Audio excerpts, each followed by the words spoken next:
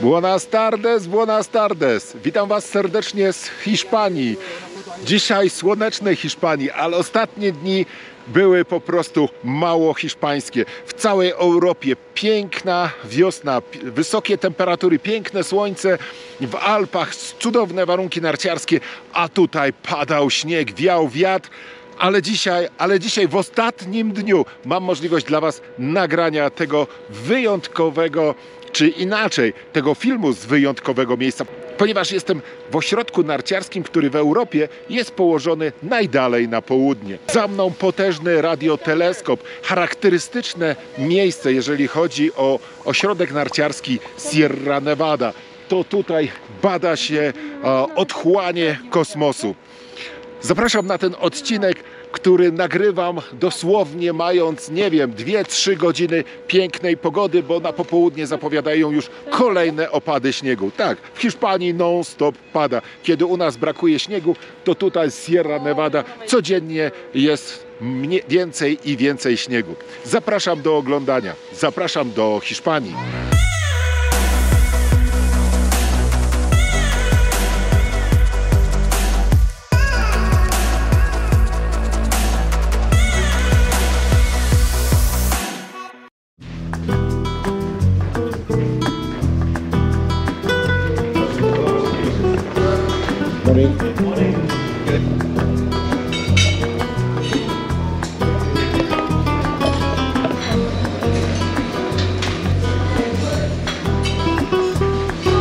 Nie, słodycze to później.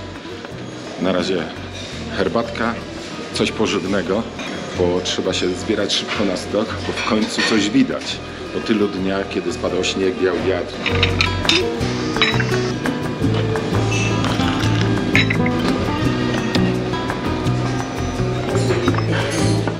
Wszystko poprzynoszone już na śniadanko.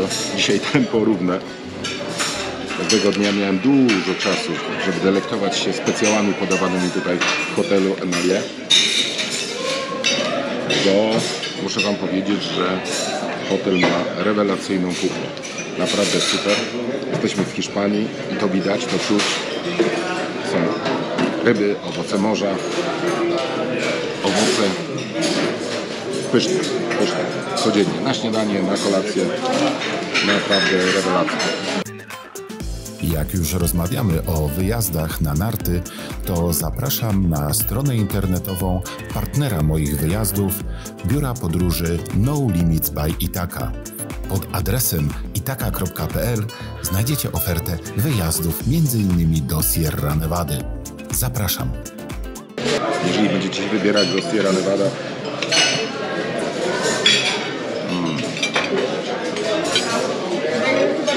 to polecam Wam hotel Melia. Po pierwsze jest bardzo dogodnie położony.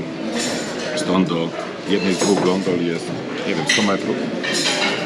Świetna narciarnia, ale jak już jesteśmy na posiłku, to też świetne jedzenie. Wjechały też witaminki.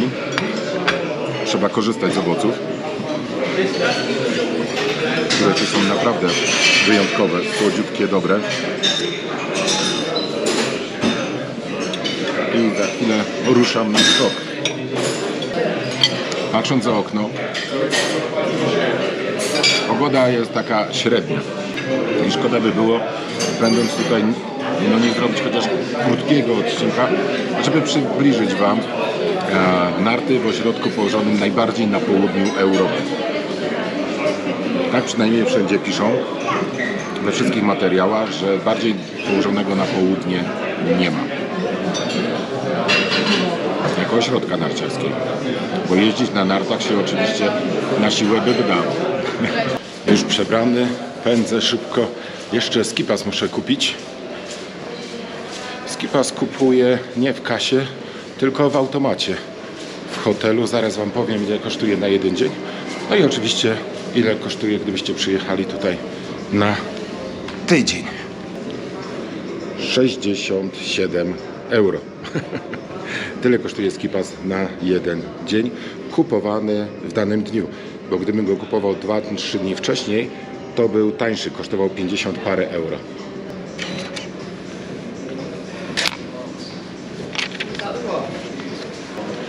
skipa skupiony, mój portfel został uszczuplony od 67 euro. Mam nadzieję, że pogoda mi to zrekompensuje.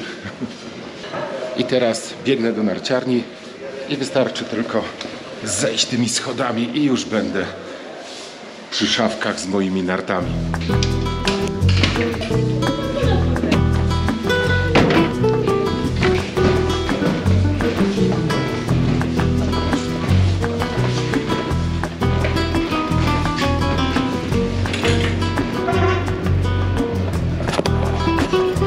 Hotel Melia znajduje się tak naprawdę na początku miejscowości. Tu jest duży parking autobusów, także przyjeżdżając tutaj z lotniska, wasz autobus na pewno tutaj zaparkuje, a tu macie wejście tak naprawdę do narciarni, bo główne wejście do hotelu jest z drugiej strony. Jak daleko jest na stok? O, tam już widać gondolę. Powiedzmy, że 200-250 metrów. Zabieramy narty i ruszamy w kierunku stoku. I od razu wam powiem, zdradzę coś takiego, że jak będziecie patrzeć, jak Hiszpanie się zachowują, jak noszą sprzęt narciarski, w jaki sposób obchodzą się z tym sprzętem, jak się zachowują przy wejściu do gondoli i tak dalej, to się nie dziwcie, bo tak widać, że to są ludzie, którzy po prostu przyjechali tutaj odpocząć, skorzystać, spróbować tego pięknego sportu. Natomiast takiej kultury narciarskiej, nie mówiąc tu nic złego oczywiście o Hiszpanach, nie mają.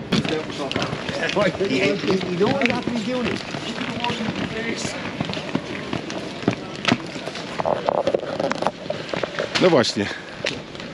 Chyba widzicie, co miałem na myśli, mówiąc o tej kulturze narciarskiej. Zaraz zobaczymy, ile tych ludzi tutaj jest.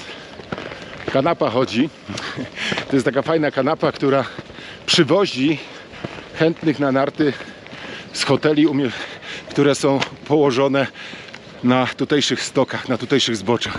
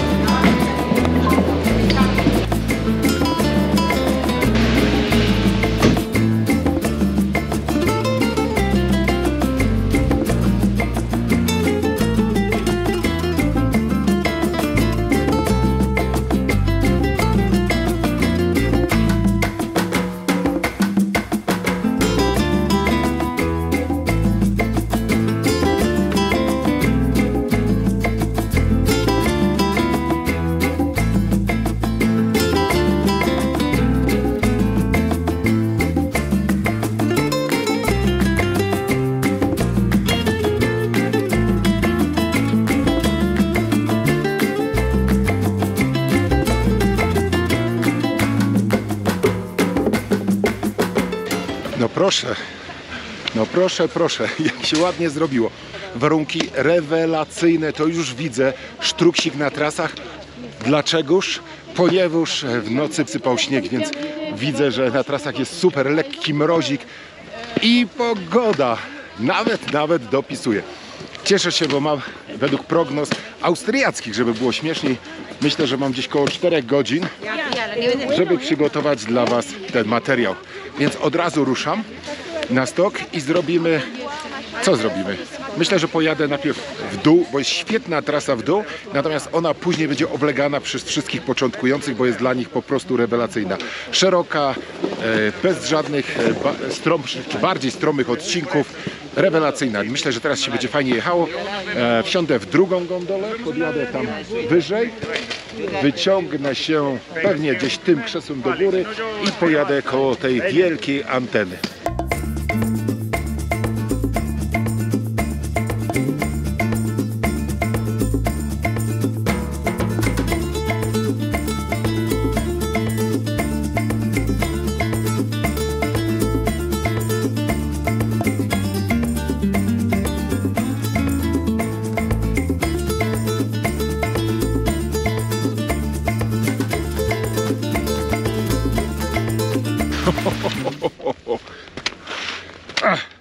Nawet twardo jest.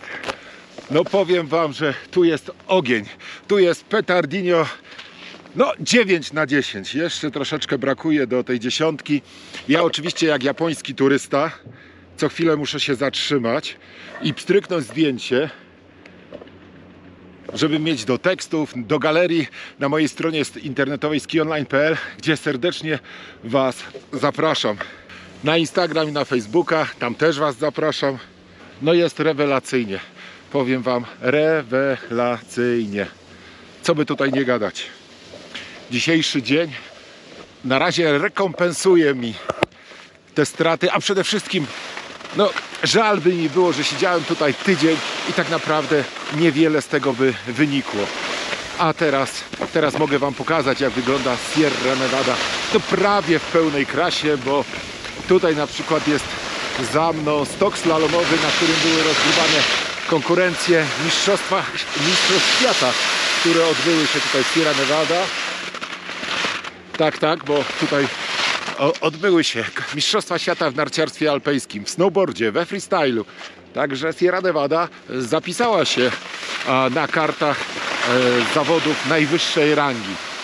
Można? Można. Ciekawy jestem, gdzie zjazd był rozgrywany, bo o ile slalom i gigant to te trasy, które są za mną, tutaj slalom, tutaj gigant. Ciekawe, gdzie był rozgrywany super gigant i zjazd.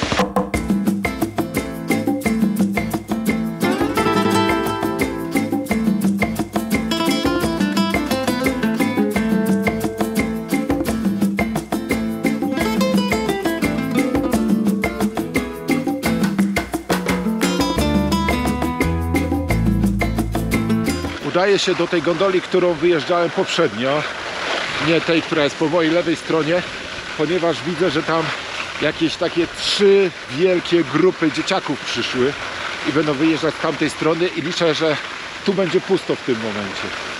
Oj, tam już kolejka jest taka przynajmniej na 15-20 minut, a tutaj jest taki myk, że wchodzi się od razu tymi schodami do dolnej stacji. Omija się jak gdyby wejście kolejki, tylko wchodzi się od razu do gondoli. Więc zabieram buciki, narty i zabieram was do środka. Ale się zrobiło, fajnie.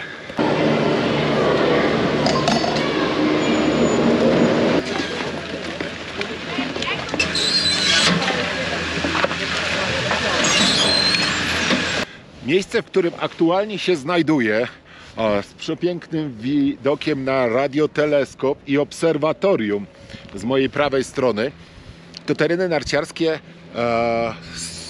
na których są raz, dwa, trzy, cztery, na których jest 5 kanap i są to tereny w większości oblegane przez szkółki, przez początkujących. No bo te trasy narciarskie są bardzo, bardzo przyjemne. Co ciekawe, Hiszpanie zaznaczają niektóre z tych tras kolorem zielonym, co później wam pokażę. Oczywiście znajdują się tutaj też takie ścianki, na których czasami się zdarza, że Hiszpanie schodzą piechotą, trzymając narty na rękach albo zjeżdżają na 4 literach. Tak bywa. Natomiast, ważna rzecz, którą chciałem teraz powiedzieć, że te tereny właśnie są dosyć oblegane i przy weekendach, takich jak miałem przyjemność przeżyć, no robi się tutaj ciasno, szczególnie przy wejściu na kanapy, no i oczywiście też na trasach. Natomiast wystarczy odbić troszeczkę w prawo, w lewo, na drugą stronę i wtedy już macie stoki narciarskie praktycznie tylko dla siebie. Pamiętajcie o tym przyjeżdżając do Andaluzji, pamiętajcie o tym przyjeżdżając do Sierra Nevada, bo w weekendy może być tu tłoczno, no bo jest duże miasto obok, łatwość dotarcia tutaj, łatwość przyjazdu i jest jedyny taki teren w tej okolicy tak naprawdę. Nie ma alternatywy dla Hiszpanów mieszkających w okolicy, tutaj w Andaluzji, na wybrzeżu. No zobaczcie, 2 godziny samochodem, tam możecie się kąpać w morzu, a tutaj możecie jeździć na nartach. No, cudowna rzecz. I kończąc myśl, nie ma tutaj takiej naprawdę alternatywy. Następny ośrodek narciarski to Pireneje.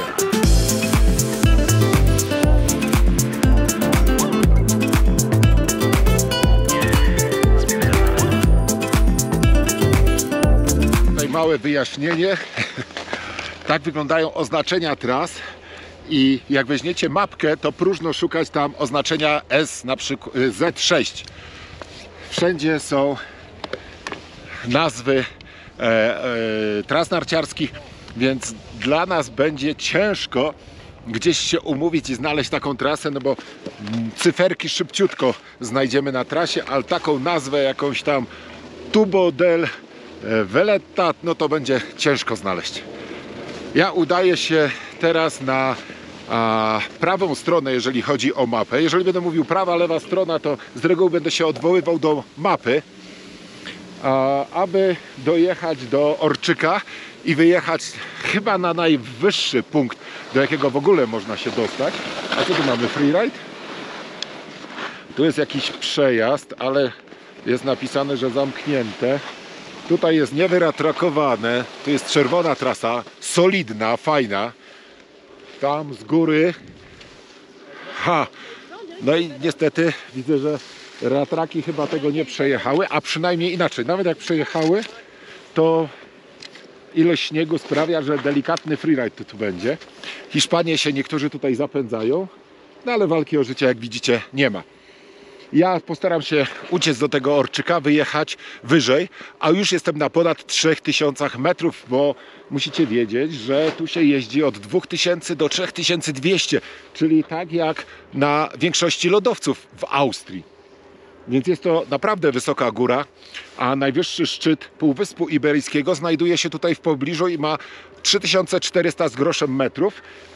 Tutaj gdzieś będzie dokładnie napisane, jak się nazywa i jaka jest dokładna wysokość. Więc spróbujmy coś tutaj wykombinować. Jeszcze patrzę. No chyba przyjdzie mi tutaj troszeczkę sobie freeride'u zrobić. Po Japonii będzie freeride w Hiszpanii.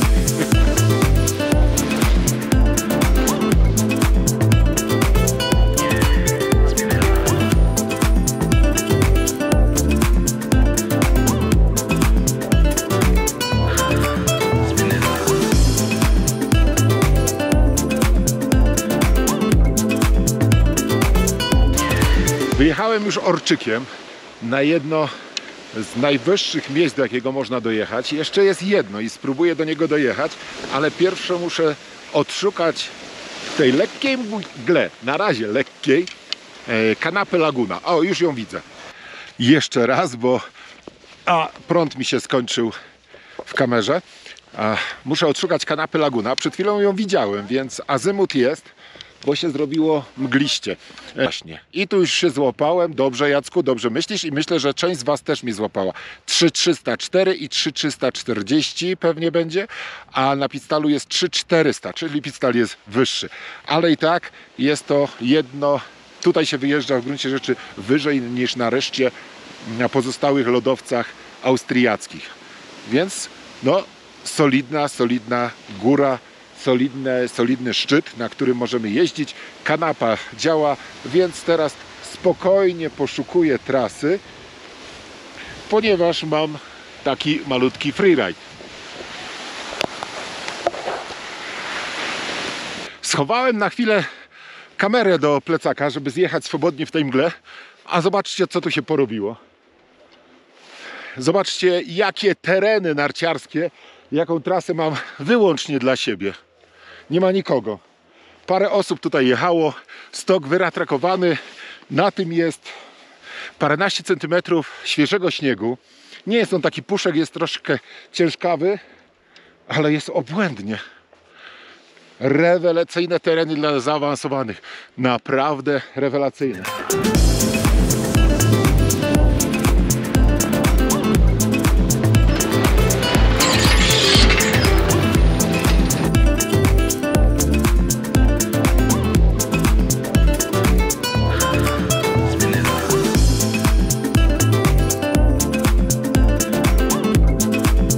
Jestem już na szczycie.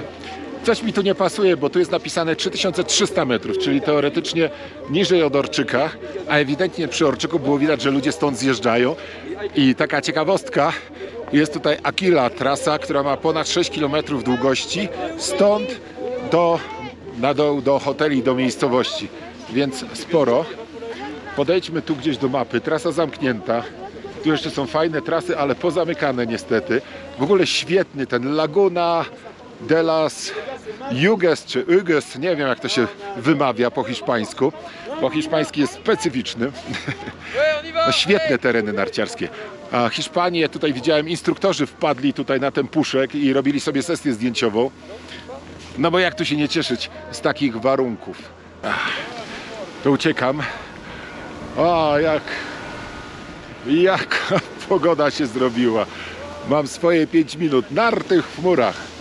Już kiedyś tak zatytułowałem jakiś artykuł na Ski Online. Narty w niebie. A tutaj jest podobnie.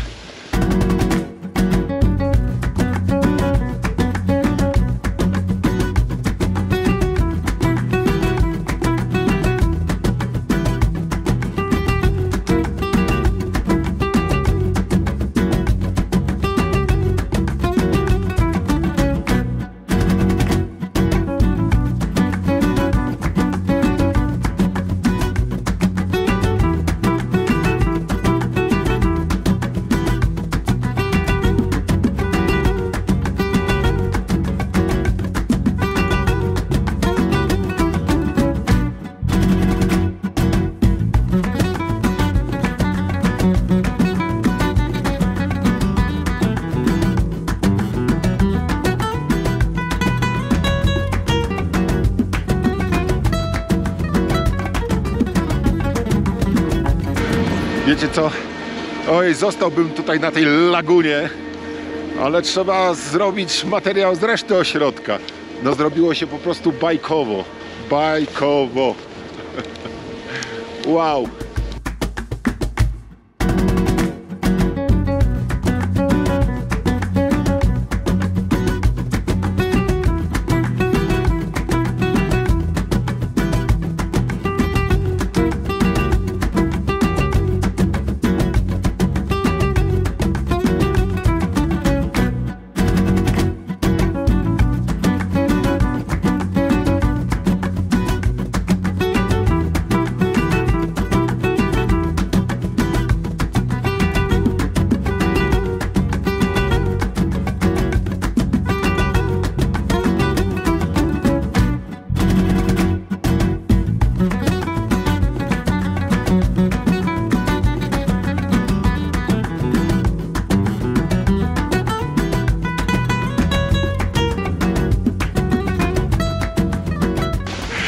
No cóż, okno pogodowe się chyba zamyka dla mnie. Chciałem jeszcze tą jedną trasę wam pokazać, bo tu jest jeszcze kilka ciekawych zjazdów w dół, ale to już sami się przekonacie.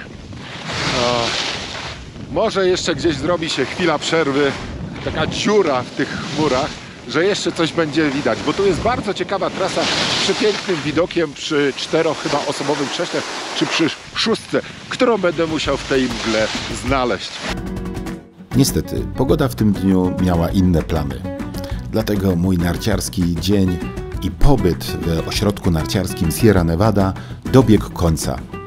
Jeżeli podobał wam się ten film, serdecznie zapraszam do subskrypcji mojego kanału, a wtedy nie przegapicie kolejnych ciekawych materiałów z różnych ośrodków narciarskich w Europie i nie tylko.